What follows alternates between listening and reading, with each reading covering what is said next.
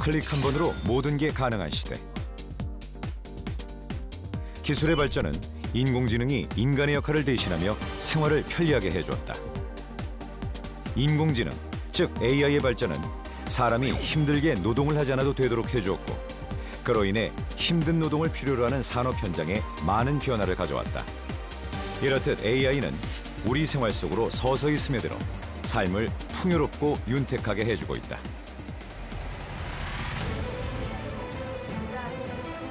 이러한 변화는 법조계도 예외는 아니었다. 다양한 분야의 전문가들이 모여 AI를 활용한 법률 서비스를 위한 새로운 법 제도에 대해 논의하기 시작했다. AI 핵심 인력이 해외로 떠나고 있습니다. 그리고 규제를 개선하는 논의에 대해서도 지지부진한 것이 사실입니다. 그러나 리걸테크 활성화를 위한 법 제도는 도입부터 쉽지 않았는데, 리걸테크를 새로운 혁신이라 부르며 찬성하는 이들 앞에 리걸테크 활성화 법안 발의를 반대하는 변호사들이 반기를 들기 시작한 것이다.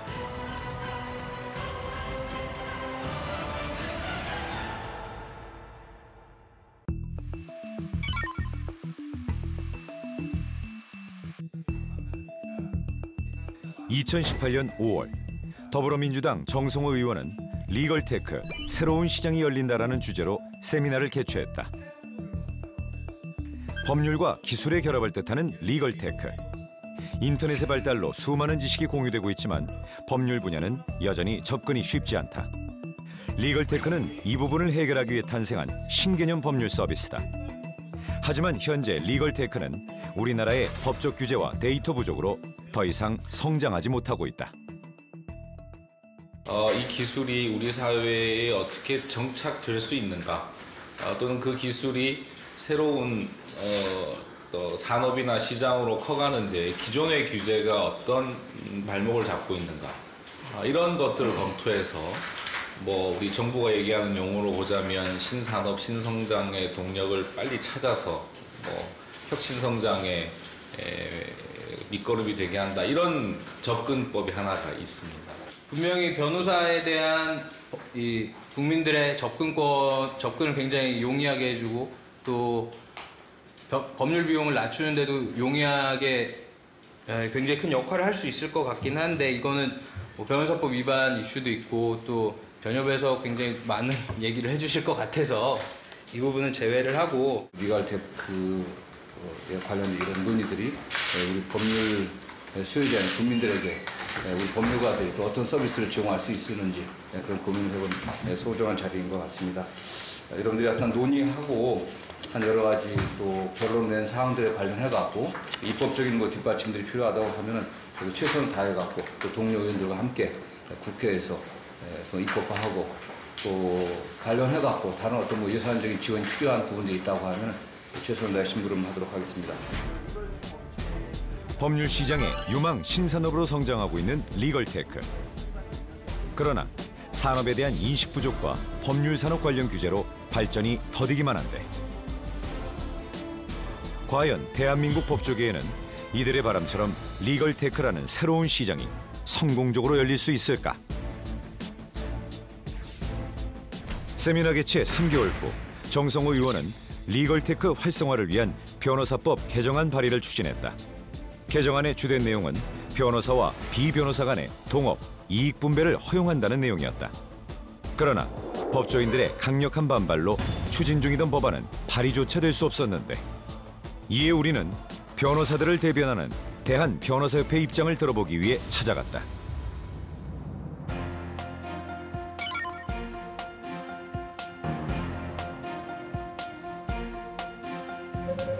(2만 8천여 명의 회원이 등록되어 있는 법률단체이자 국민의 기본적 인권과 사회정의 실현을 사명으로 하는 곳 대한변호사협회. 우리 사회에서 일어나는 각종 법률 문제에 대해 변호사들은 물론 국민들의 의사를 대변하고 법치주의가 구현되는 정의로운 사회를 만들기 위해 국민의 인권 옹호, 정부 정책 감시 등 다양한 분야에 노력을 기울이고 있는 이곳의 수장은 바로 이찬희 협회장이다. 직선제가 도입된 이후 대한변호사협회장 선거 최초로 단독 후보로 출마한 이찬희 협회장. 전체 회원의 3분의 1 이상의 신임을 얻어야만 당선될 수 있는 선거 규정에도 불구하고 당당히 제50대 협회장의 자리를 꿰찼다. 국민과 함께하는, 국민으로부터 신뢰받는 대한변호사협회를 만들겠다는 목표를 내세운 그가 리걸테크 활성화를 위한 법안을 반대한 이유는 뭘까? 저희가 28,000명의 회원이 지금 있고 더 많은 회원이 매년 거의 한 2,000명 가까운 1,800 정도에서 2,000 가까운 회원이 증가하고 있는데 이 회원들 사이에서도 이해관계가 일치하지 않습니다. 예를 들면 규모가 큰 로펌의 경우에는 동업을 허용해서 오히려 유사직역이라든지 필요한 그런 보조 인력을 흡수해서 운영할 수 있는 장점이 있습니다. 그러나 개인 사무실, 특히 좀 열악한 환경의 젊은 변호사들 사무실 같은 경우에는 오히려 그러한 브로커라든지 유사직역에 흡수돼서 고용돼서 일을 할 가능성도 있습니다. 그렇기 때문에 이것이 접점을 맞추는 것이 중요한 것인데 지금 그 부분에 대해서도 변호사법 개정 특위, 이건 동업금지가 변호사법에 규정되어 있으니까 변호사법 개정 특위에서 신중하게 검토하고 있습니다. 대한변호사협회장 후보 당시 변호사 업무 리걸테크 환경 구축을 공약으로 내세운 이찬희 협회장. 그 공약을 지키기 위해 협회 조직 내부에 리걸테크를 담당하는 부서를 신설하려 했으나 변호사법에 의해 제동이 걸리고 말았다. 대한변호사협회 임원은 변호사법의 규정에 따라야 하기 때문이다. 이찬희 협회장은 변호사법이 개정되면 리걸테크 및 법조계 IT를 담당할 수 있도록 부협회장이나 상임이사를 만들겠다는 의사를 밝혔다. 리걸테크가 종전에 변호사가 어떤 판례 검색을 한다거나 아니면 소송에 있어서 승패를 예측한다든지 아니면 법률 자문에 일정한 틀에 있는 법률 자문에 대해서 해답을 구한다든지 하는 문제는 AI에 의해서 변호사가 도움을 받을 필요가 있습니다. 그리고 일부는 AI에 의해서 대체되기 때문에 변호사가 그 업무가 축소될 수 있는 위험은 분명히 있습니다. 그러나 후견, 성년 후견이라든지 그다음 조정 중재와 같이 ADR 이런 거는 기계적으로 승패를 좌우할 수 있는 것이 아닙니다. 성년 후견 같은 경우에는 후견인으로서 인간적인 어떤 감성이 필요한 거고 조정 중재 역시 어떤 판결이 획일적으로 분석해서 승패를 좌우하는 것이 아니라 상호 양보라는 것이 전제가 돼야 되거든요. 그래서 이런 것은 AI에 의해서 도저히 대체가 될 수 없는 영역입니다. 따라서 변호사의 업무가 종전의 송무시장 중심에서 이제는 인간 중심의 새로운 영역을 찾아서 이전해야 된다고 생각하고 송무 중심의 영역은 AI에 의해서 많은 도움도 받고 또 그걸로 인해서 구조조정도 이루어질 거라고 생각하고 변호사 전체 업무의 어떤 변화가 AI의 시대에 맞춰서 이루어질 거라고 생각합니다. 이찬희 협회장은 리걸테크 자체를 무조건 반대하지 않는다. 다만 변호사 업무에 대한 법적 규제가 재정비되길 바라는 마음에서 정성호 의원의 법안을 반대한 것이다. AI와 현직 변호사들이 서로 양보해 변호사는 인간 중심의 변호를, AI는 기술적인 분야에서 편의를 제공한다면 서로 상생이 가능하다는 입장이었는데 그렇다면 이찬희 협회장이 앞서 언급한 젊은 변호사들은 어떤 입장일까?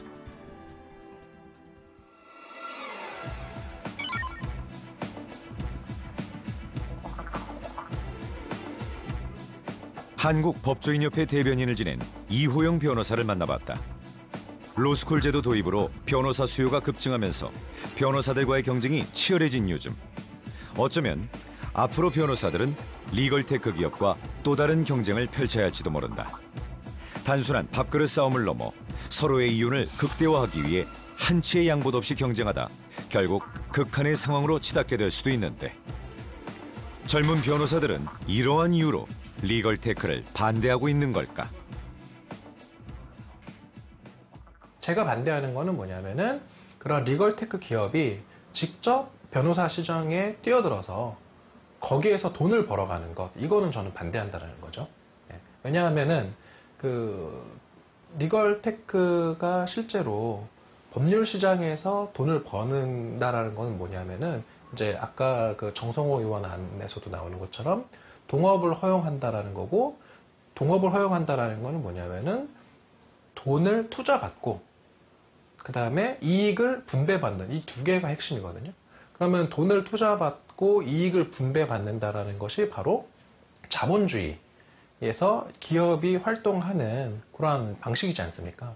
그러한 방식이 이 변호사 업무에 그대로 이제 활용이 된다. 그러니까 자본을 투자하고 거기에서 이익을 창출해서 간다라는 게 사실은 변호사 업역과는 맞지 않는 것이다 라는 점을 말씀드리고 싶습니다. 좀 그냥 자유롭게 말씀드려도 되죠.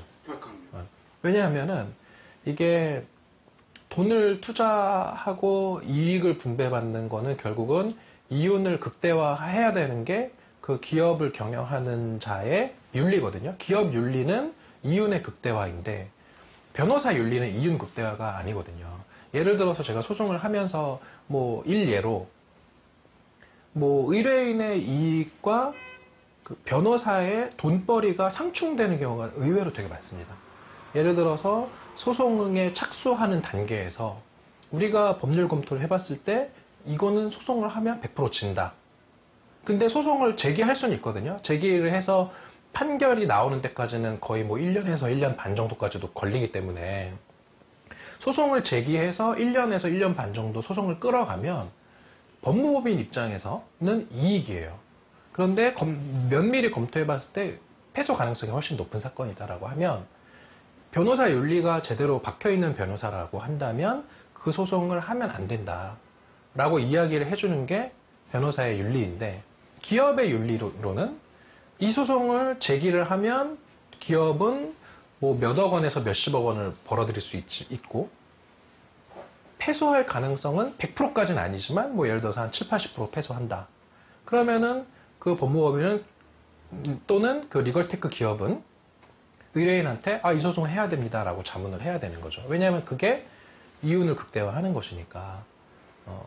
그런데 실제로 그렇게 이제 의뢰인의 이익과 그 상담을 해주는 그 리걸테크 기업의 이익이 달랐을 때 과연 의뢰인의 이익을 우선시해라라고 우리가 요구할 수 있는가? 리걸테크 기업한테 그건 어렵다라는 거죠. 왜냐하면은 리걸테크 기업이 만약에 그 소송을 착수를 하면 돈을 벌 수 있는 걸 알면서도 의뢰인의 이익을 더 우선시해서 착수를 안 했어요. 그러면 오히려 리걸테크 기업 경영진의 배인이에요, 이거는. 예. 리걸테크 기업의 경제적인 손해를 끼쳤으니까. 그래서 의뢰인의 이익을 최우선시해야 된다라는 어떤 그런 변호사 윤리를 관철하는 그 방법이 바로 이윤 극대화라는 어떤 그런 기업 논리대로 움직이지 말아라 라는 것을 법적으로 강제하는 것이고 그런 것을 법적으로 강제하는 것을 기업한테 강제할 수는 없는 거예요. 그거는 자본주의에 반하는 것이기 때문에. 그래서 기업이 아닌 전문가 집단을 만들어 두고 그 집단으로 하여금 그 집단에 요구되는 교육을 하면서 동시에 그러한 의뢰인의 이익을 최우선시하라는 윤리를 강제할 수 있는 것. 그것이 바로 의사, 변호사 이러한 전문 자격사의 어떤 그런 취지라는 거죠. 현재 법조계 시스템은 변호사가 지켜야 할 선관주의 의무를 어길 경우 변호사 협회에 의해 징계를 받게 된다. 그러나 리걸테크가 도입된다고 해도 이러한 규정을 변호사가 아닌 기업에 적용하기란 쉽지 않다. 기업은 선관주의 의무를 지켜야 할 대상에 해당하지 않기 때문이다.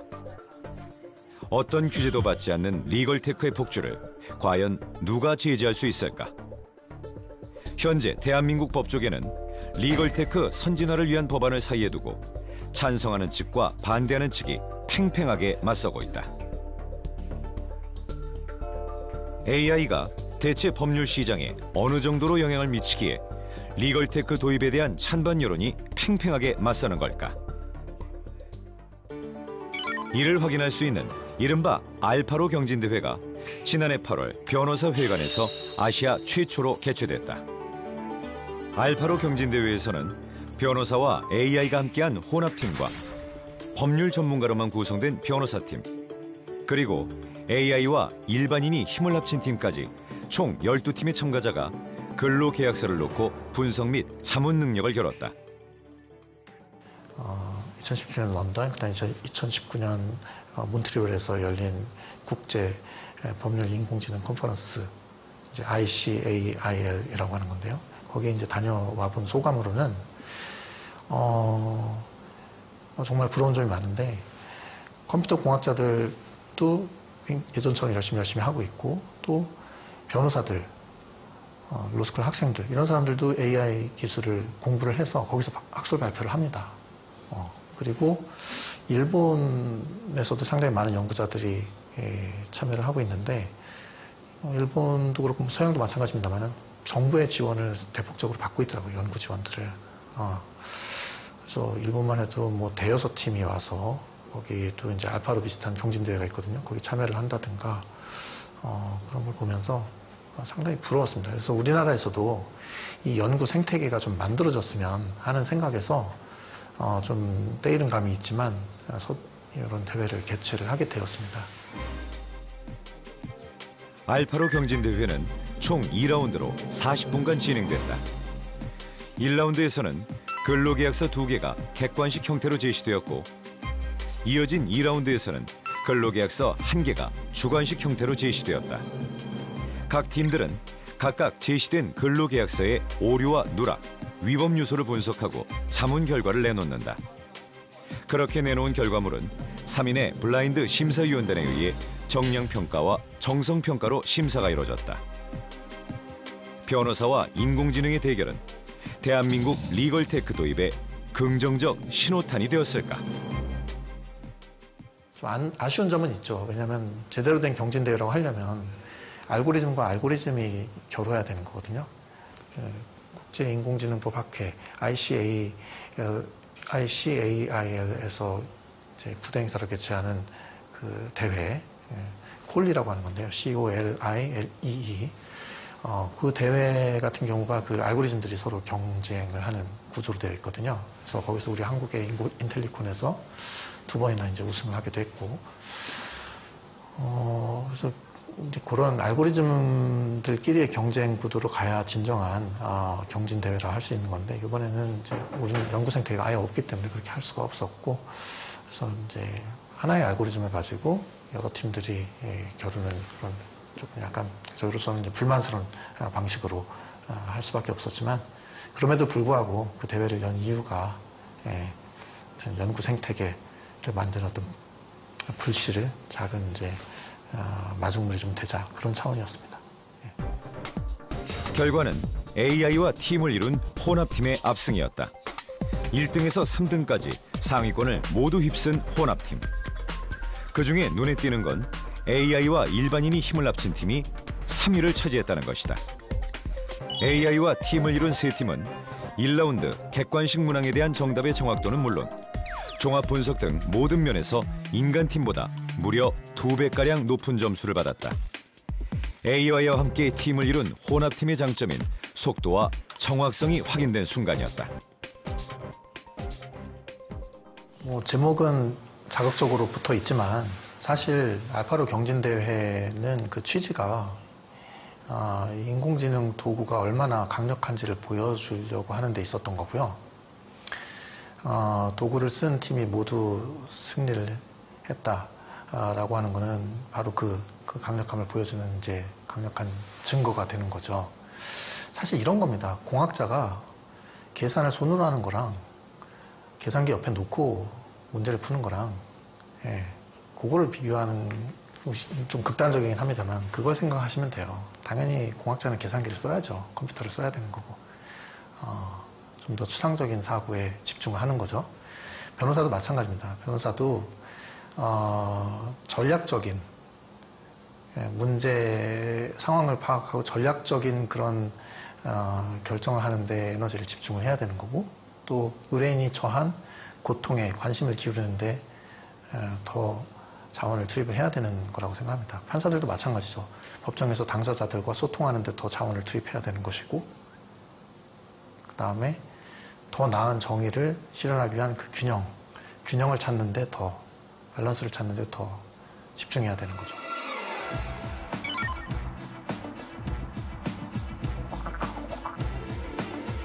이 시점에서 궁금해지는 한 가지. 바로 인간 변호사를 이긴 알파로다. 알파로는 국내 리걸테크 전문 기업인 인텔리콘 메타연구소가 개발한 아시아 최초 근로계약서 자동 분석기다.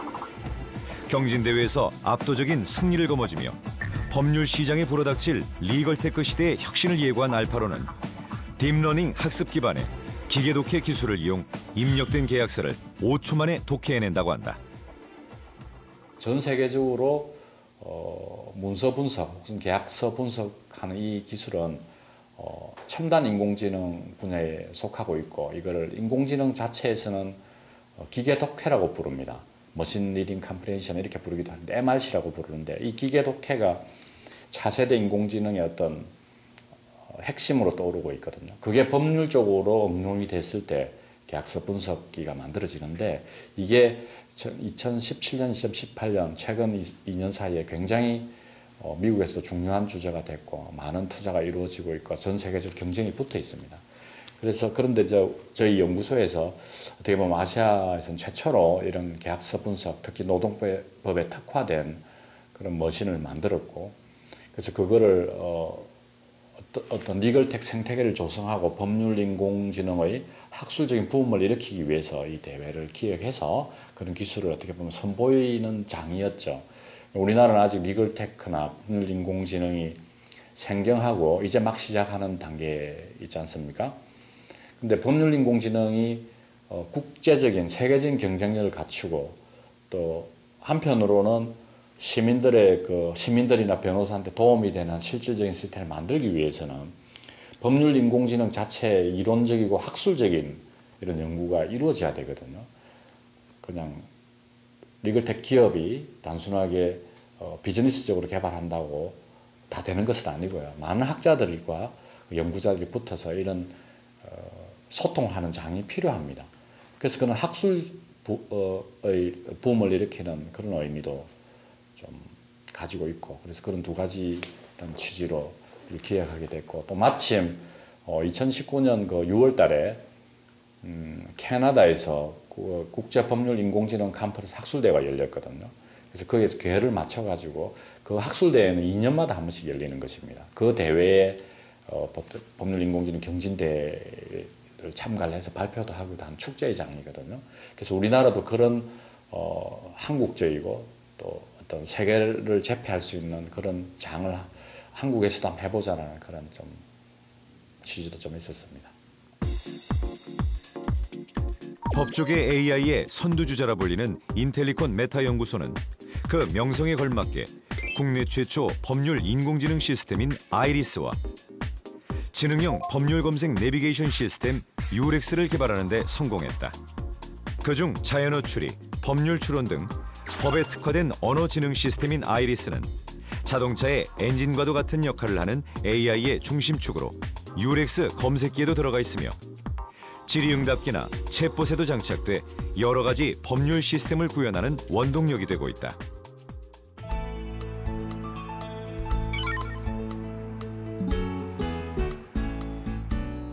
법률 지식을 빠르게 찾아 분석하는 기술로 기업의 이익을 극대화하는 것. 이것이 바로 국내 리걸테크의 주된 흐름이다. 그런데 여기 조금 다른 관점에서 리걸테크를 시작한 곳이 있다. 바로 법무법인 한결이다.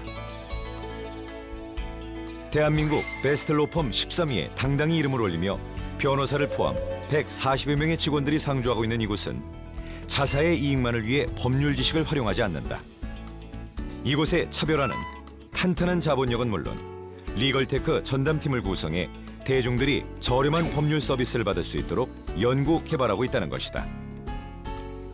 또한 타기업과 협력해 부동산 AI 분석 서비스를 개발, 대중들에게 편리하고 질 좋은 서비스를 제공하고 있다. 리걸테크를 무조건 배척하는 것이 아니라 오히려 손을 뻗어 직역의 충돌이 일어나지 않는 범위 내에서 개발의 가도를 달리고 있다. 저희 법무법인 한결은 기본적으로 법률 지식과 판례, 법령, 기타 법률 콘텐츠를 이 컴퓨터와 IT에 결합시킬 수 있는, 밀어 넣을 수 있는 방식으로 재구성하고 또 리스크를 등급을 매기는 역할을 하고요. 다시 말하면 저희는 일종의 뭐 AI의 그 재료를 공급하는 역할을 하고 SK는 그 일부분은 뭐 기존의 IT 기술들도 구축하지만 AI 기술이 필요한 부분에 있어서는 러닝을 시키는 역할을 담당합니다. 그리고 다방은 이렇게 만들어진 결과물, 그러니까 저희 부동산 등기를 분석한 평가 등급, 그리고 변호사 코멘트, 유의사항 이런 것들을 일반 소비자들에게 어떻게 하면 좀 더 쉽고 편하게 다가갈 수 있게 보여드릴 수 있을지 그걸 연구하고 화면상에서 구현하는 역할을 하고 있습니다. 네, 주택의 주소 정보를 입력을 하면 컴퓨터가 그 주택의 등기부 등본을 열람을 하고 건축물 대장 정보를 확보를 합니다. 그러면 미리 저희가 인공지능이 학습시켜놓은 논리에 따라서 컴퓨터가 그 부동산의 권리관계를 검토해서 분석 보고서를 작성을 하는데요. 그 분석 내용에서는 등급이 가장 중요합니다. 그러니까 저희 등급으로는 안전장치 필요, 위험의 현실화 등급 이렇게 있는데요. 예를 들어서 저당권이 한 개 있는 그런 건물 같은 경우에는 안전장치 필요라는 등급이 매겨지고요. 가처분이나 가등기처럼 돈으로 해결이 안 되는 그런 경우에는 위험 등급을 매기게 됩니다. 법조인에게 생명과도 같은 법률 지식을 AI 기술과 접목시켜 누구나 쉽게 법 지식을 찾고 해석할 수 있도록 도와주고 있는, 어떻게 보면 아이러니한 상황이 아닐 수 없다. 하지만 그동안 일부에게만 제공되던 서비스를 다수의 대중들에게 제공함으로써 법률 서비스의 문턱을 낮추고 있는 한결의 AI 법률 서비스는 기존에 없던 기술을 활용한 서비스라는 점에서 새로운 혁신을 불러일으켰다. 네, 저희는 지능형 판례 검색과 지능형 질의응답 서비스를 준비하고 있는데요. 지능형 질의응답이라는 거는 주택 임대차, 노동처럼 일상생활에서 빈번하게 발생하는 궁금증들을 개인들이 질의를 하면 그에 대해 인공지능이 지능형으로 즉각 응답을 해주는 서비스인데요. 지금 법무부에서 법이라는 어플로 비슷한 서비스를 하고 있는 걸로 알고 있는데 저희는 이것보다 좀 고도화된 서비스를 구상하고 있습니다. 그런데 이런 서비스를 초보적인 형태로라도 좀 출시를 해서 보여드리려면 한 1년 정도의 시간은 더 걸릴 것 같습니다. 최근 화제가 되는 AI를 활용한 리걸테크의 경우 막대한 시간과 자금의 투자가 있어야 됩니다. 이 한국어 인공지능을 개발하는데 아무래도 많은 시간과 투자가 필요할 수밖에 없습니다. 그래서 이러한 막대한 투자는 한두 민간 기업이 감당하기에는 너무 벅찬 것입니다. 그래서 저희가 볼 때는 공공기관에서 이러한 투자를 적극적으로 해 주셔야 되지 않을까 생각합니다. 리걸테크 분야라면 법무부나 대법원 같은 데서 적극 나서 주셔야 되지 않을까 생각합니다. 최근 애트리에서 한국어 인공지능 코보트를 개발해서 공개했는데요. 법률 분야에 적용되기에는 아직도 많은 한계가 있는 것으로 보여집니다. 그래서 공공기관에서 이 AI에 대한 투자를 더욱더 좀 적극적으로 해 주셔서 리걸테크가 발전될 수 있는 토대와 환경이 구축될 수 있도록 되었으면 좋겠다는 바람을 갖고 있습니다.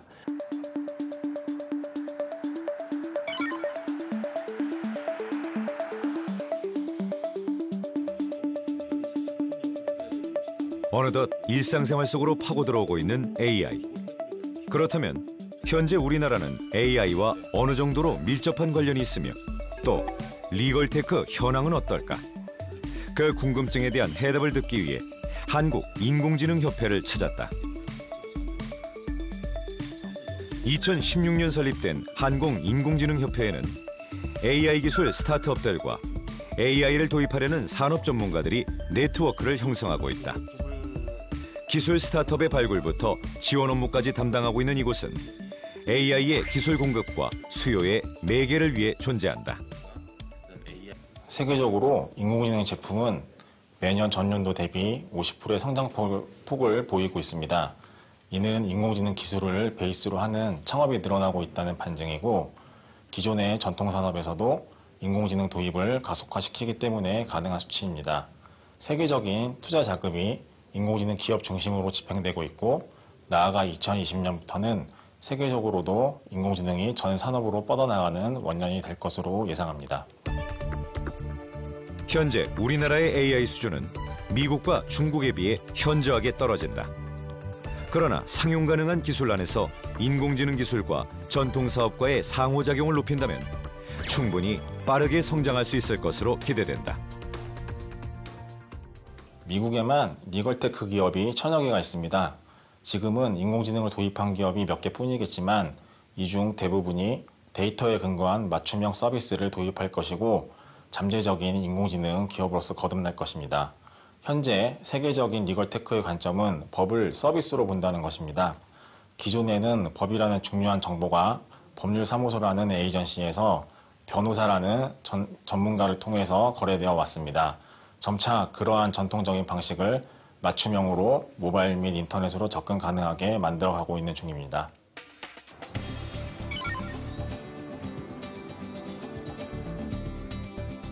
국내 리걸테크 산업의 시발점은 어디였을까? 바로 대한민국 정부다. 대법원의 종합법률정보 서비스가 그 시작을 열었고 법무부의 생활법률 서비스 법이가 리걸테크를 선도했다. 현재 법이는 법무부 보호정책과에서 관리하고 있다. 보호정책과는 온 오프라인을 통해 범죄 예방 환경을 개선하고 출소자의 사회 정착을 돕는 등 전 세대를 아울러 법교육을 담당하는 곳이다.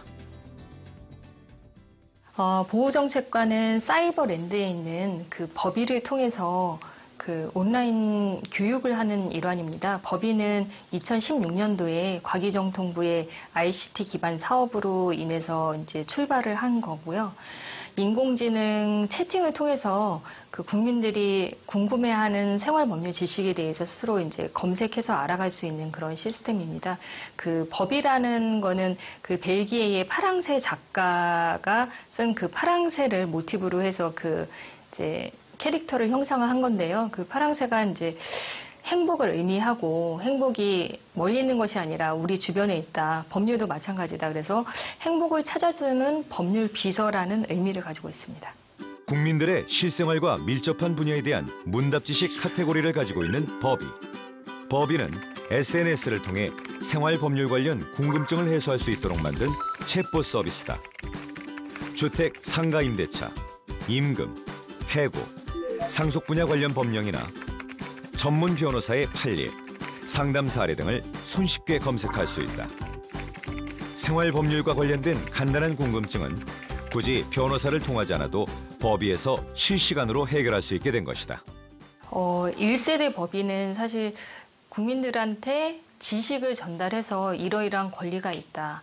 이렇게 해서 뭔가 범죄 피해를 최소화하는 데 포커스가 맞춰졌다면 2세대 법의 같은 경우에는 저희가 그 카드뉴스나 이런 부분에 범죄 피해 예방을 추가했습니다. 어떤 부분이 범죄인지 몰라서 피해를 받으시는 분들을 미연에 방지하고자 범죄 예방 카테고리를 추가했고요. 문답 지식 부분에 있어서는 그 문답 횟수가 많은 상속 분야를 추가를 했습니다. 그리고 문답 지식의 양도 그전보다 한 4만 건 정도를 추가를 했고요. 그리고 그 컴퓨터뿐만 아니라 국민들이 가지고 있는 스마트폰에서도 SNS로 검색할 수 있는 기능을 추가했고, 그리고 가장 큰 게 그 공공 데이터를 개방하게 됐습니다. 2017년 5월 1세대 법의 서비스가 구축된 지 약 1년 만인 2018년 3월 2세대 법의가 탄생했다.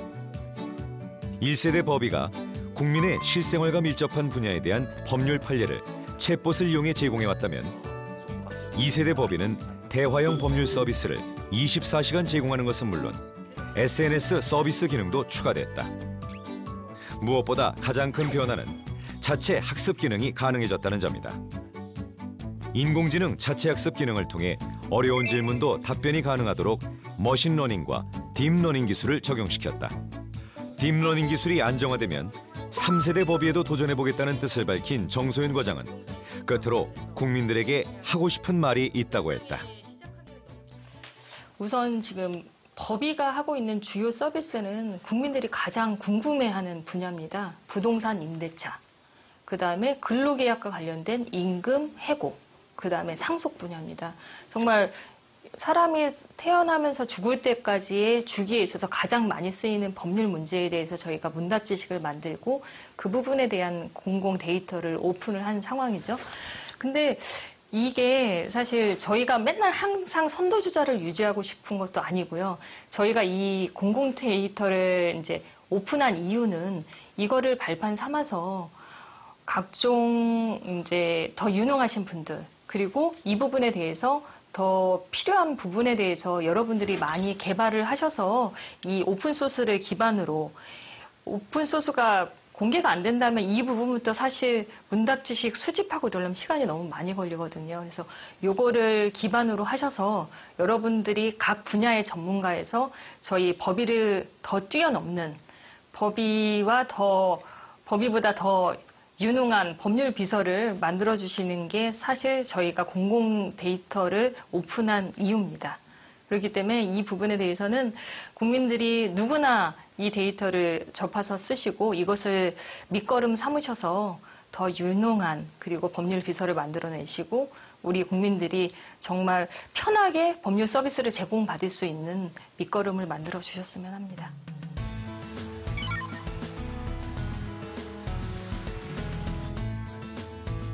한편 국민들에게 편리한 서비스를 제공하고자 뜻을 함께 모은 변호사들도 있다. 이곳은 뜻을 함께한 변호사들이 모여 만든 리걸테크 스타트업이다. 높은 비용과 시간적 제약 때문에 법률 서비스를 제대로 받지 못하는 사람들이 큰 제약 없이 법률 서비스를 제공받을 수 있도록 하기 위해 설립한 리걸테크 스타트업. 이곳의 혁신 기술은 바로 고소장 자동 작성 프로그램이다. 마시멜로 서비스라 불리는 이 프로그램은 고소장을 10분 만에 자동으로 작성해준다. 법률 서비스를 이용하는 비용으로 비용 때문에 법률 서비스를 많이 못 받는 케이스가 많이 발생하는 곳이 고소장이라고 생각을 했습니다. 경찰서나 이런 데 가시면 2장짜리 아주 간단한 양식처럼 돼 있어서 이름 넣고 아주 간단하게 써서 그냥 경찰관이 수사하면 수사하고 말면 말고 이렇게 접수하는 고소장 양식들이 있는데, 변호사 입장에서 봤을 때는 이거를 조금 더 구체화시켜서 이게 어떤 사실관계여서 어떤 구속요건에 해당하기 때문에 이건 범죄가 되니 이걸 처벌해달라라고 하는 고소장 작성이 유형화가 되면은 사실은 어렵지 않고 많은 비용을 들이지 않고 작성할 수 있다고 생각을 해서 고소장을 이런 식으로 자동 작성하면 일단은 조금 좋겠구나라고 생각을 해서 이제 고소장을 제일 먼저 선택을 했고요.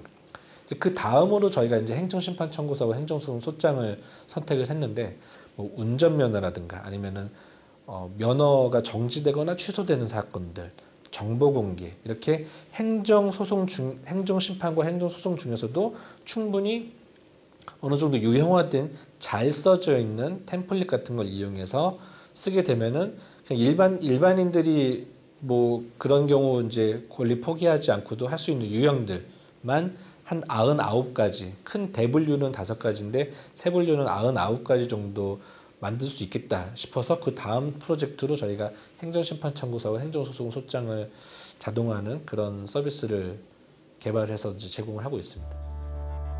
정지훈 대표는 법률의 사각지대에 놓인 사람들을 위해 고소장 자동 작성 프로그램인 마시멜로를 만들었다. 마시멜로는 법률 문서 한 건당 30만 원에서 100만 원에 달하는 고소장 작성 비용 부담을 줄이고 편의성은 높였다는 점에서 많은 인정을 받았다. 특히 소액, 소규모 범죄 피해를 입은 사람들을 위해 고소장을 자동으로 작성해주는 서비스를 2017년 11월부터 무료로 제공해오고 있는데, 이 프로그램은 리걸 인사이트 웹이나 모바일에 접속하면 누구나 손쉽게 이용이 가능하다. 인터넷을 할 수 있는 사람이라면 그리 어렵지 않게 고소장을 작성할 수 있다. 먼저 웹이나 모바일에 접속 후 범죄 유형을 선택한다. 그 다음 고소인 및 피고소인에 대한 인적 정보를 입력하고 세부 피해 사실을 형식에 맞춰 작성한다. 이후 제출된 고소장에 대한 변호사 검토가 이루어지고 변호사의 검토가 끝난 고소장을 법원에 제출하면 된다. 변호사들이 만든 프로그램, 변호사들이 만든 회사라고 하더라도 그 주식회사가 프로그램을 소유해서 그 서비스를 제공을 하고 거기에 10원이든 100원이든 대가를 받았다라고 한다면 변호사법의 해석상 변호사법 위반에 될 가능성이 높다고 판단을 합니다. 그래서 이 서비스를 저희가 이제 유료로 할지에 대한 일부라도 소액이라도 유료로 할지에 대해서 고민을 많이 했는데 어쨌든 간에 저희가 변호사가 주주고 변호사가 대표로 돼 있다고 하더라도 주식회사로 형태로 제공하는 거는 현행법상 변호사법 위반의 이슈를 비껴가지는 못하겠다라는 고민이 많이 들었고 그래서 법무법이 저희가 운영하고 있는 법무법인이나 이제 개인 변호사 자격으로 우회할 수 있는 방법을 많이 구상을 해봤지만 어쨌든 간에 법적인 실질은 이 저희 리걸 인사이트가 자본을 모아서 사이트를 구성을 하고 개발을 하고 했기 때문에 그 비껴나기는 어렵다고 판단이 들었고 근데 이제 변협에 변호사법 위반 여부에 대한 유권 해석이나 질의들이 상당히 많이 있는데 이제 그런 저희가 생각하는 것처럼 비슷한 고민들도 몇 번 질문들이 있는데 무료로 제공하는 건 가능하다가 일단 유권 해석의 기본적인 취지로 보입니다. 물론 변협에서의 판단이 그 변호사법 규정에 대한 뭐 실질적으로 의미가 있는 해석이라고 100% 장담할 수는 없는 게 이게 뭐 검찰이나 뭐 법원 가지고 다른 판단이 나올 수도 있는 분야긴 하지만 어쨌든 간에 지금 서비스를 제공하는 데 있어서는 무료로 제공하는 게 일단은 맞겠다라는 생각이 들고요. 뭐 어떤 방식으로든지 간에 변호사법 위반이 아닌 걸로 저희가 유료화할 수 있다고 한다면 나중에 장차 유료화할 생각입니다. 변호사 활동을 통해 벌어들이는 수입으로 스타트업을 운영하고 있는 정지훈 대표. 그는 현재에 안주하지 않고 비대면 서비스가 가능한 지능형 계약서라는 또 다른 기술 혁신을 시도하고 있다. 지능형 계약서 자동 작성 서비스는 수요자가 온라인으로 계약 내용을 입력하면 AI 기술을 통해 최적의 계약서 템플릿, 중요 조항 및 특약 조항 등을 추천해주는 서비스다. 십수년 경력의 변호사들이 보유한 노하우와 자연어 처리 및 딥러닝 기술을 접목해 만든 이 프로그램은 비대면 서비스임에도 불구하고 변호사 대면 상담 수준의 계약서를 사용자에게 제공하게 될 것이다.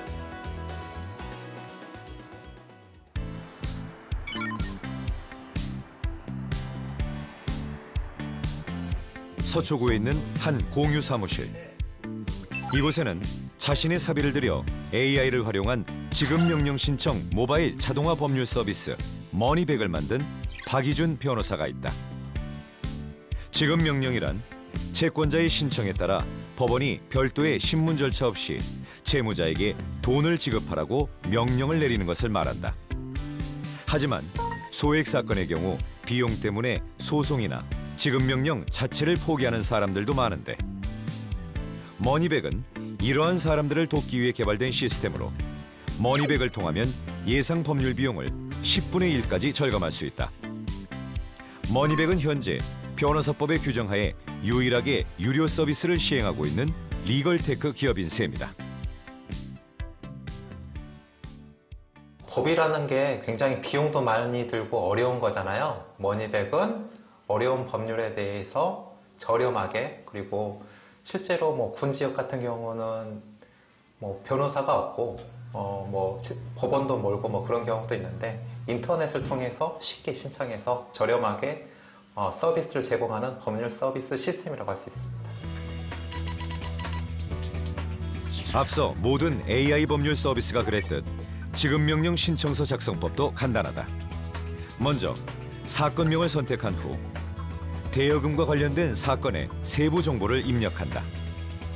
그 다음 상대방에 대한 정보를 입력하고 자신의 정보 역시 상세하게 작성한 후 결제 시스템을 통해 결제를 하면 지급명령 신청서가 완료된다. 이거는 마케팅 포인트도 될 수 있는데요. 마케팅을 하려고 그러면 어떤 타겟층이 있어야 되거든요. 근데 저희 서비스 이용한 사람들 통계를 보니까 전국에서 다 신청을 해요. 남자도 신청하고 여자도 신청하고 성인이면 이제 20대도 신청하고 심지어 70대, 80대까지 신청하거든요. 그래서 타겟이라는 게 돈을 못 받은 사람이나 뭐 보장 못 받은 사람이 뭐 어떤 특별한 사람만 있는 건 아니잖아요. 그래서 어떤 타겟이 있는 건 아닌 것 같고 법에 도움이 필요한 전 국민이 타겟인 것 같습니다. 머니백은 매번 정기적으로 전문 연구원과 모여 프로그램에 대한 회의를 하고 법률 서비스 이용에 대한 비용을 줄이기 위해 법원 시스템과 연동 가능한 시스템도 설계 중에 있다. 또한 박희준 변호사는 머니백의 전반적인 시스템을 통합하는 역할을 하는 한편 현재 청구 금액을 계산하는 시스템도 개발 중에 있다. 지금은 현재 지급명령이라는 서비스가 있는데 그거는 이의 신청을 상대방을 하거나 그리고 송달이 되지 않는 경우에는 돈을 받을 수가 없어요. 못 받은 돈이 있다고 하더라도. 그런 것에 대해서 이제 처리할 수 있도록 뭐 사실조회나 그런 것에 대해서 그 민사소송 같은 경우를 저희가 추가로 개발을 하고 있고요. 그리고 가압류라고 들어보셨을 텐데 그런 것 같은 것도 저희가 온라인으로 편리하게 할 수 있도록 개발을 하고 있습니다.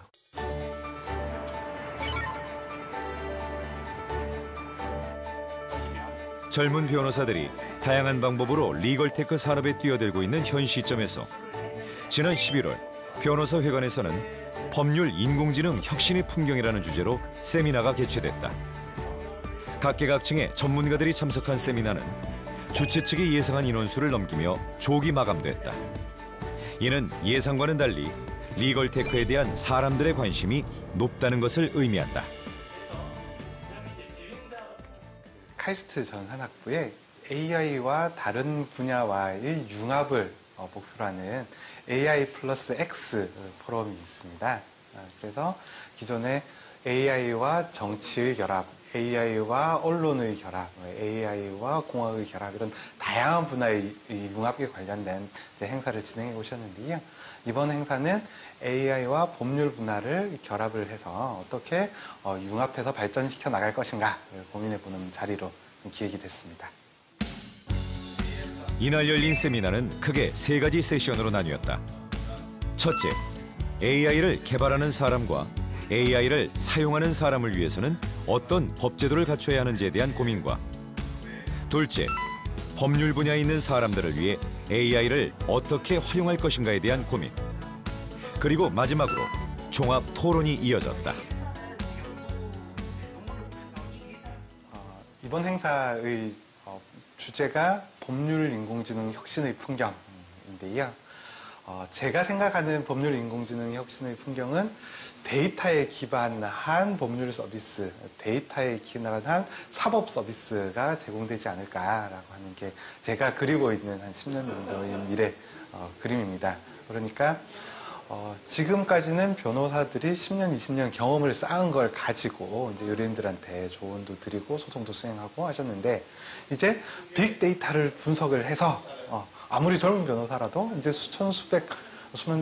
수만 건의 이제 데이터를 가지고 이게 이런 부류의 사건에서는 결론이 어떻게 이렇게 나옵니까? 이런 전략을 취하는 게 좋겠습니다라고 자문을 해줄 수 있다면은 이거는 법률 서비스의 품질도 올라가게 되고 더 신속하게 할 수 있게 되기도 하고 게다가 비용도 떨어지게 되고 이게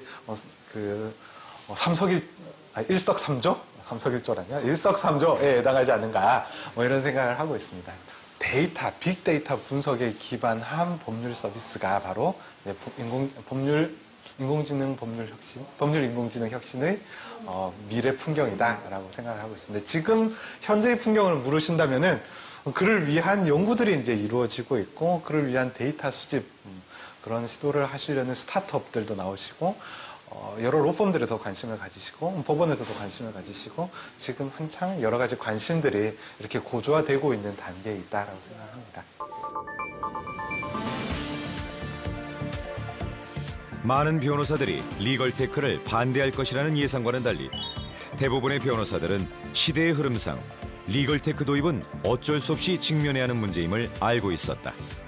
그러나 그 전에 제도 개선이 필요하다는데 입을 모았는데 국내 법률 시장이 더욱 발전하기 위해서는 AI 도입과 리걸테크 분야에 대한 연구 개발 및 인프라 구축에 대한 투자가 무엇보다 중요하며 이를 뒷받침할 만한 제도 역시 개선돼야 한다는 것이다. 제도가 개선되고 정부에서도 지원을 아끼지 않는다면 리걸테크가 가진 무궁무진한 잠재력과 인간 변호사의 장점이 더해져 우리나라 리걸테크는 세계적으로 성장해 나갈 것이다.